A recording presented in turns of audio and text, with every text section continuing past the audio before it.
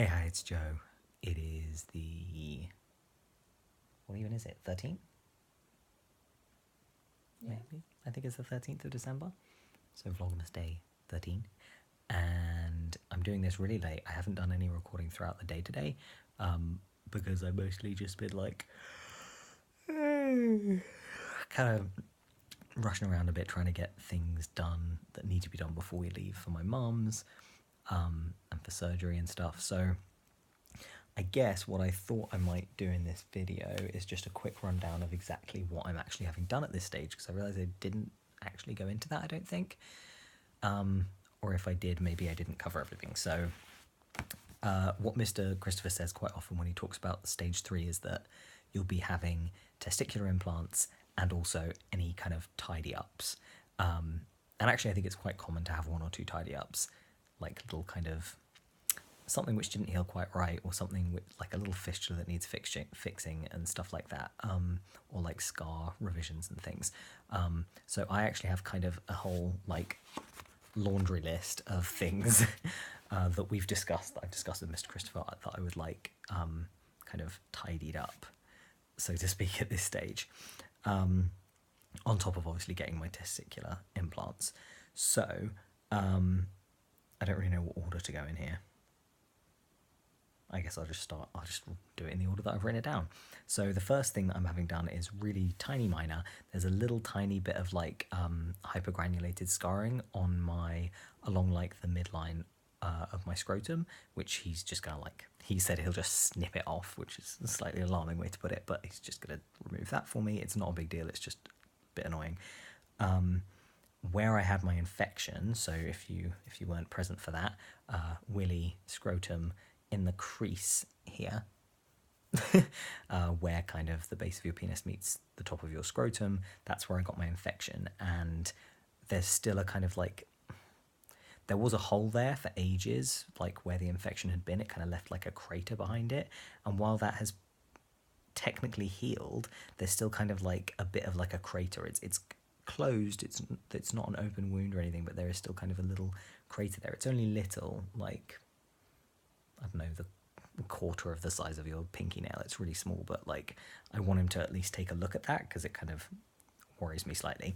And in the same region, I still have a little bit of tethering, and I think that's partly to do with the fact that I had an infection there, but also I think it's a really common complication where your penis is still kind of a little bit tethered down and needs like releasing a little bit. You see how my finger is there at the bottom? There's a little bit of skin here. It's a little bit like that at the bottom of my penis, so I'd like that taken care of if possible. There's a few little problems like around I guess the head of my penis. So obviously I have my fistula, which needs repairing. I also, the tip of my penis is sort of like, I think Mr. Christopher said that this was because maybe he used too much tissue in my urethral graft, but basically the end of it is a bit kind of splayed, I guess. Like it needs kind of like closing up a bit more, if that makes sense. And also the way in which it's healed, I think partly because of that splaying, making the head bigger than it needs to be, my foreskin is basically kind of like stuck permanently behind my corona, so it can't kind of like, it's permanently retracted. It can't, what's the opposite of retract with foreskins? I don't know, go back and cover everything up.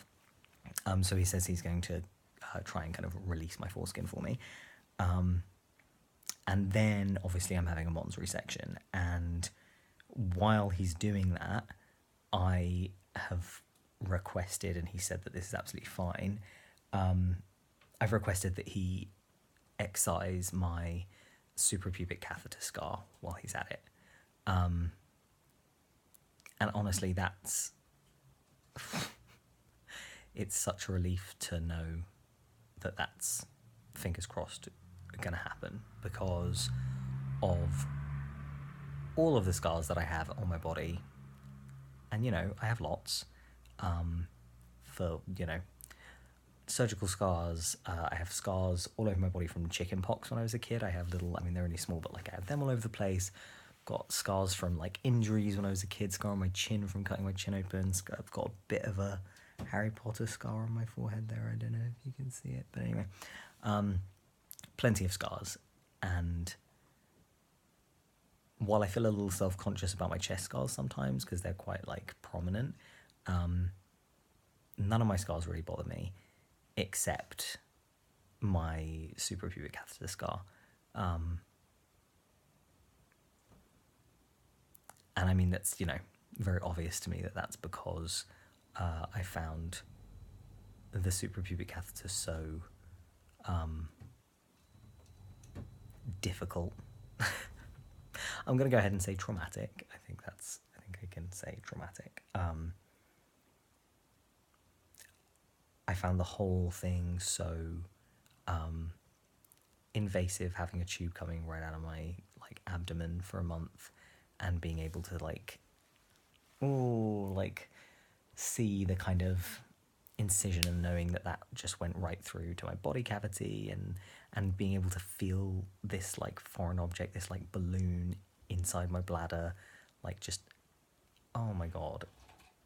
So there's the horrible factor, and this kind of weird claustrophobic factor, and then there's also just that it was physically so painful, the most painful thing I've ever experienced.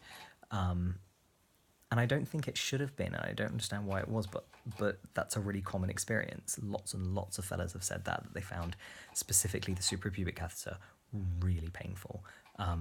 Whether that was bladder spasms or bladder irritation, I really don't know. But oh my god, it was awful. And then, there's also kind of some trauma surrounding that in terms of my local kind of, sorry, that's just Pickle, the loudest drinker in the world, having some water.